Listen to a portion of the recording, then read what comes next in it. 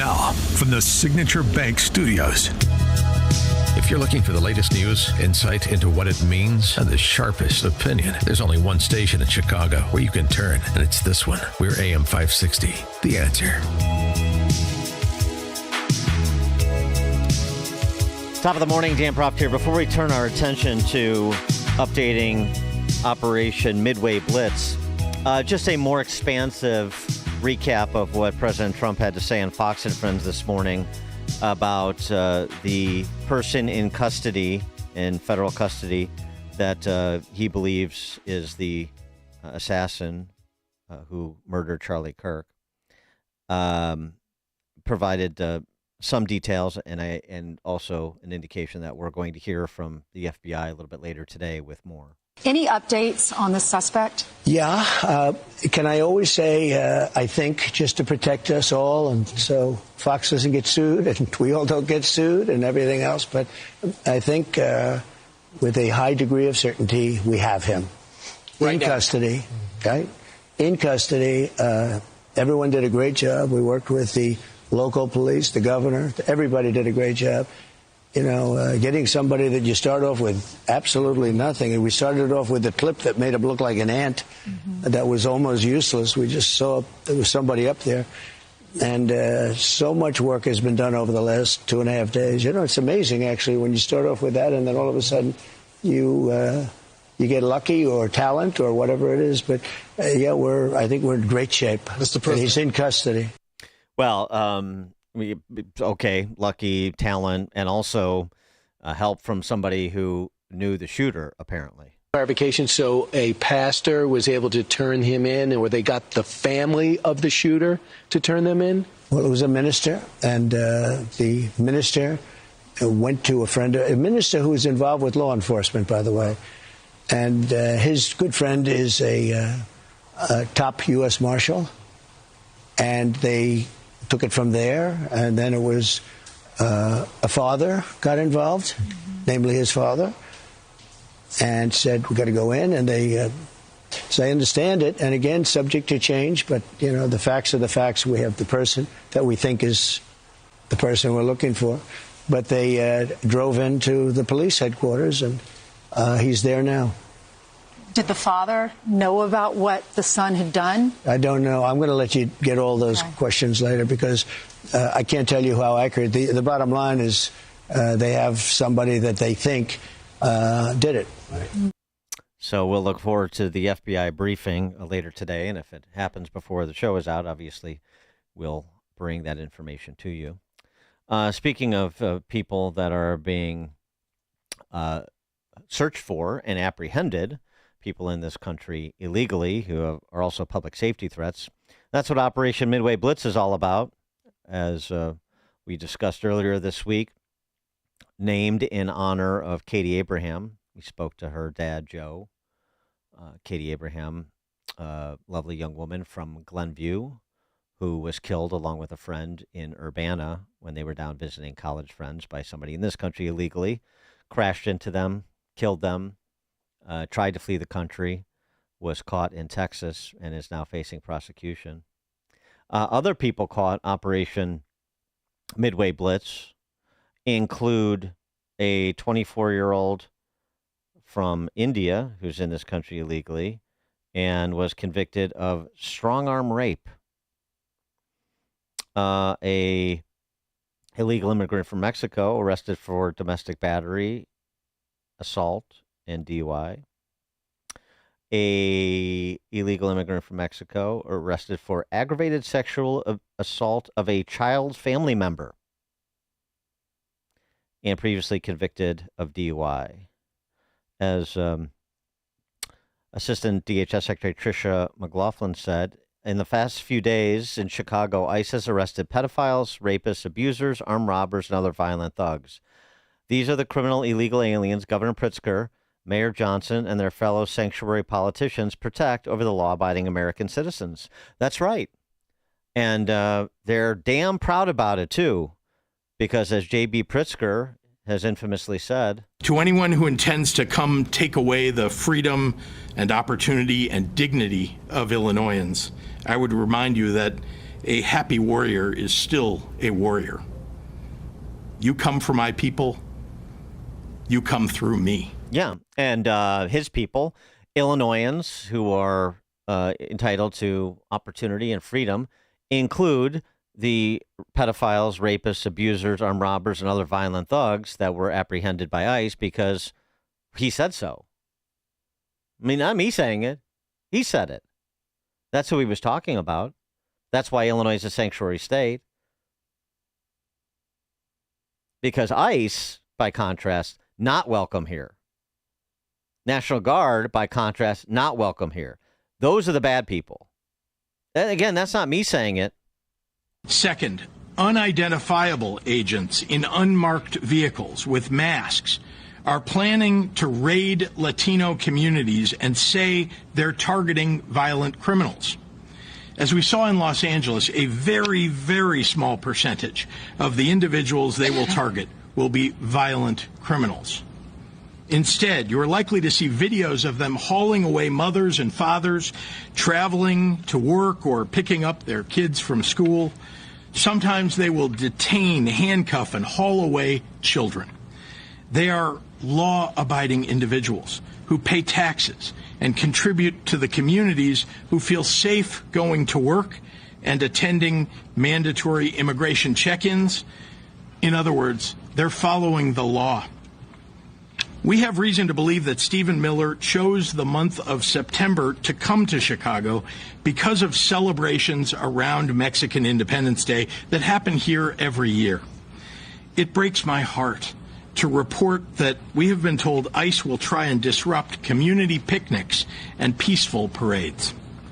Let's be clear, the terror and cruelty is the point, not the safety of anyone living here. Oh, I don't know. I mean, tell that to the child family member who was sexually assaulted by this Mexican national here illegally and protected by you, Governor. Where are those videos? Where are those videos that we were told we would see of people getting rousted, otherwise law-abiding people getting rousted by ICE and grandmas being taken away and children in cuffs and separating families and all the other histrionics? Where are your people with the videos? For more on this, please be joined by Chris Clem, former HHS advisor and retired chief patrol agent. Chris, thanks for being with us. Appreciate it. Hey, good morning. Happy to be on. And I literally laughed out loud when I heard that clip of Pritzker saying, "You got to go through me." That guy, he's hard to breathe. Has a hard time breathing just talking. I don't think it's going to be a problem. And boy, I'm telling you, just listening to that last statement about all the nonsense that he was spewing about these targeted criminal operations is just mind-blowing that people believe this guy. They believe that mayor. They believe Newsom. They believe Karen Bass. This is just nonsensical left progressive rhetoric. And I got to tell you, listening to you talk about the Indian national, the Mexican national, look, 177 different countries. People entered this country illegally from 177 different countries. I've stood in detention holding facilities with 5,000 people. None of them look alike. It's actually the racist statement you can make is lumping them all to making them Latino or Hispanic. That is typical Democratic rhetoric and nonsense. They're the ones scaring people. The law enforcement's out there making the arrest of people that are bad actors, just like you mentioned, pedophiles, sexual assaults, all that kind of stuff. It's ridiculous. Right, and characterizing ICE and by extension, National Guard, were they called in to back ICE because Sheriff's Police, I know Cook County Sheriff's Police were told that if an ICE officer is attacked, you are not allowed to come to that officer's aid. And the rank and file Sheriff's Police are aghast at that. They are completely outraged by that. But those are the orders that are given, and I'm sure that doesn't surprise you. Yeah, that's just disheartening. I can't imagine that a sheriff would say that somebody was being assaulted and that we would not respond. I can understand politically. I don't agree with it, but I understand where these sheriffs sit sometimes. Not saying we're not supporting, but I have never never in my career, and I've been in this space for over 30 years, have I heard a sheriff or anybody in law enforcement say we wouldn't respond to a federal officer being assaulted. Well, they won't. So they won't. You know. ridiculous. Well, you know how it is too. They won't say that publicly, but they said that at the briefing. Yeah. When ICE was coming to town.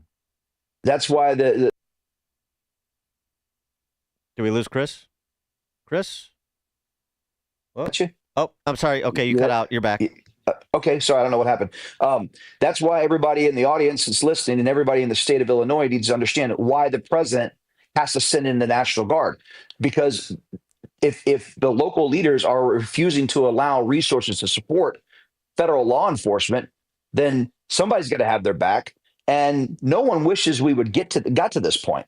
But you know what? What we saw happen in Los Angeles, when you have the governor when he says we have information, that's these NGOs, these immigration advocates making up this nonsense. Oh, they're going to disrupt, a Mexican celebration. Look, let me tell you something. You're not unique in Chicago. Everybody around the country celebrates the 16, the September 16th holiday. They're going to those celebrations are going to continue, and I've never in my career have we said, hey, we're going to go to a parade and round people up. It's just spewing rhetoric and vitriol to try to justify their position, which they can't. When you look at the laundry list that Tricia McLaughlin put out about the type of people that are being targeted. And look, Dan, you and your audience know you had thousands, tens of thousands of people that were flown to Chicago and the surrounding areas that were here illegally while they were waiting for their hearings and waiting for their next steps. But they were committing crimes and they were becoming a nuisance, living in the streets and living in the subway areas. And just ridiculous that we have leaders in major cities like Chicago and states like Illinois spewing that kind of nonsense. It's not going to deter. I can guarantee it's not going to deter this administration. The men and women of federal law enforcement are going there to target these criminal individuals. ICE is a terrorist organization. Share this if you think we should shoot them down like dogs. That was one of the postings of a 33-year-old man from suburban Chicago, Downers Grove to be specific, who is now in federal custody for facing a charge of transmitting threats in interstate commerce. Except for the shoot him down like dogs, his rhetoric is almost indistinguishable from Pritzker's. Yeah, I mean, that's exactly it, right? This is the problem when you have people that are emotionally and intellectually weak that can't make, heads or tails of the truth. And then you have Governor Pritzker putting that kind of information out. These emotionally weak and intellectually weak followers make those type of statements. Look, I mean, I don't want to go into, too much. We just lost an American hero in Charlie Kirk. It's because of that type of rhetoric, because people have mischaracterized what is going on out there. Charlie wanted, honest debate and was willing to debate you, but he was, castigated as a terrorist and Nazi. That's the same thing that Pritzker's doing about these ICE agents who are husbands and wives and brothers and sisters and sons and daughters that are upholding the law to keep people in Chicago and Illinois and across this country and around the world safe. That's just, it's great to have a difference of opinion. I'm okay with that. But when you start name calling people like that, knowing what this country has got so many people that are unhinged over this kind of political stuff, it's reckless. And I really hope that this guy gets indicted and he goes to jail, because unfortunately lessons have to be learned, and they got to be learned the hard way. You can't sit there and threaten people like this and get away with it. Chris Clem, former HHS advisor, retired chief patrol agent, Customs and Border Patrol. Chris Clem, thanks for joining us as always. Appreciate it. You got it, man. Have a great day. You too. And Chris joined us on the Turnkey.Pro answer line. This is the morning show more Chicago radio listeners are choosing. This is Chicago's Morning Answer on AM 560. The Answer. Don't miss In Grace with Pastor Jim Scudder Jr. Now heard on Sunday mornings at 7:30. Tune in and find hope as Jim Scudder explores God's Word and His world each Sunday morning right here on AM 560. The Answer. You've probably been hearing a lot of buzz about tariffs. I haven't. Real